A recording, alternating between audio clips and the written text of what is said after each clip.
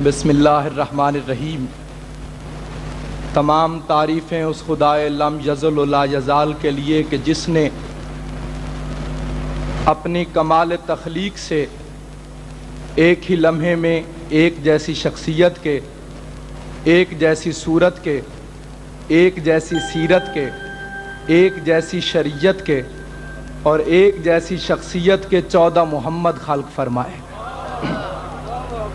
پوری کائنات میں اگر کسی کو عزت ملی ہے تو وہ صدقہ ہے جناب محمد مصطفیٰ صلی اللہ علیہ وآلہ وسلم کا۔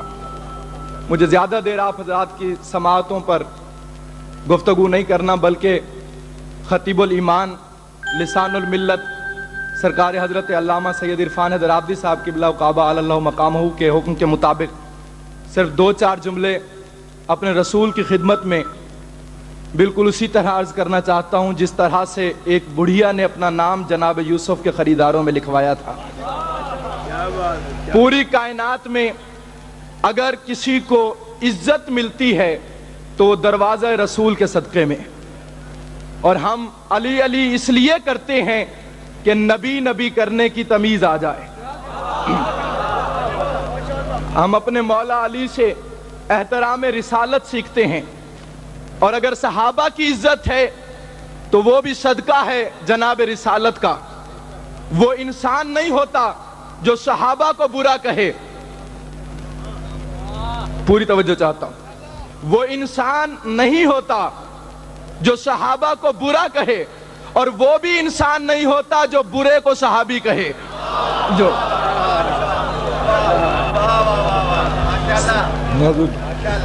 یہ سب کچھ رسول کا صدقہ ہے، جس کے لیے اللہ نے کہا کہ سبحان الذی اسریٰ بعبدہ لیلا من المسجد الحرام الی المسجد الاقصی۔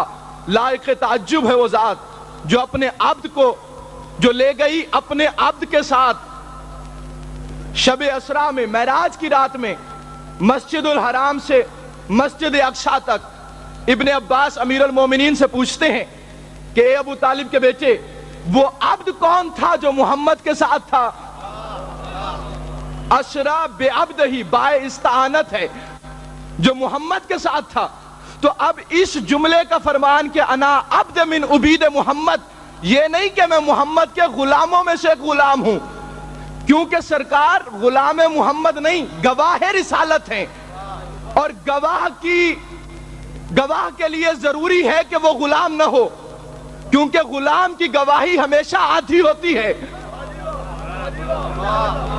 اگر سرکار غلام ہے تو گواہ نہیں ہو سکتے۔ کہنے کا مقصد یہ تھا کہ انا عبد من عبید محمد، شب معراج جو عبد محمد کے ساتھ تھا وہ میں علی بن ابی طالب۔ اور یہی وجہ ہے کہ دنیا نے یہ بھی اعتراض کیا کہ لے کر گیا کعبہ سے یروشلم تک، مسجد الحرام سے مسجد اقصی تک، خانہ کعبہ سے لے کر یروشلم تک، بیت المقدس تک، اور پھر تعجب کر رہا ہے کہ مجھ پر تعجب کرو تو میں یہاں سے وہاں تک لے گیا ہوں، حالانکہ یہ فاصلہ آج کے دور میں ایک عام جہاز بھی کر لیتا ہے۔ بس اسی جملے پر توجہ چاہتا ہوں، آخری جملہ، اتنا سا فاصلہ طے کرایا جو چند ہزار میلوں کا ہے، اور پھر کہتا ہے کہ مجھ پر تعجب کرو کہ میں اپنے عبد کو اس مقام سے اس مقام تک لے گیا۔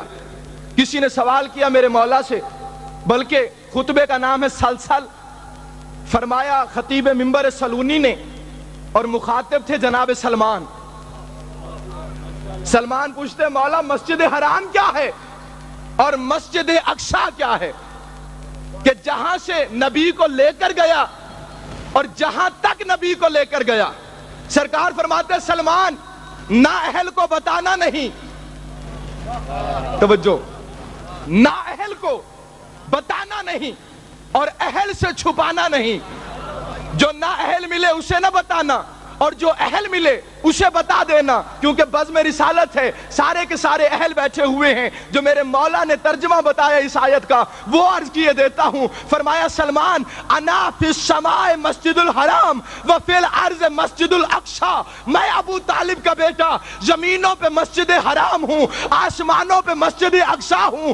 کہنا یہ چاہتا ہے کہ لائق تعجب ہے وہ اللہ جو اپنے محمد کو علی سے لے کر گیا، علی تک لے کر گیا اور علی سے ملوانے لے گیا۔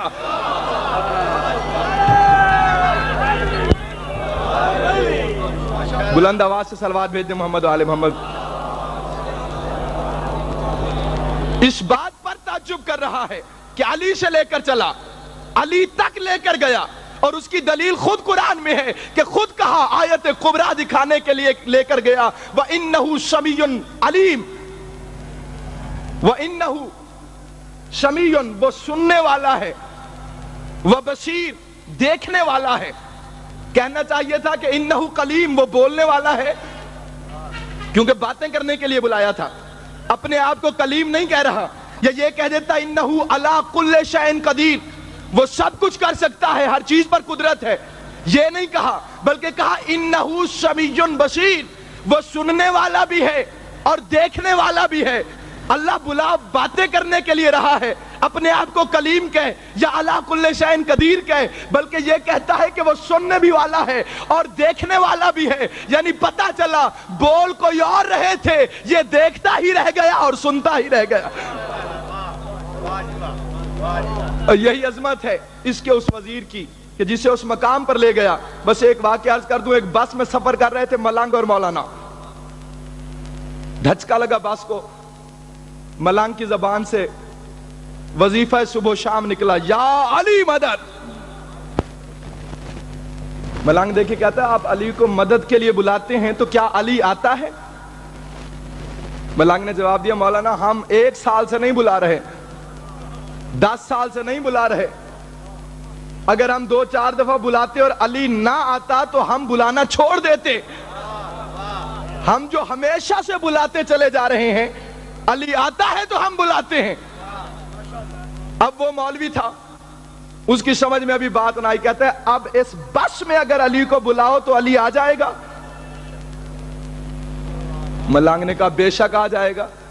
اس مولوی نے اپنی ٹانگ آگے کی، کہا اگر علی بس میں آ سکتا ہے تو علی سے کہو میری ٹانگ توڑے۔ ملنگوں کے پاس ہوتا ہے ایک ڈنڈکا، اس نے وہ ڈنڈکا نکالا اور دیکھ کے کہتا ہے یا علی، ٹانگ توڑ کے کہتا ہے یہ چھوٹے موٹے کام ہم خود کر لیا کرتے۔ دونوں ہاتھ بلند کر کے سلمان مزاج بن کے نعرہ تکبیر،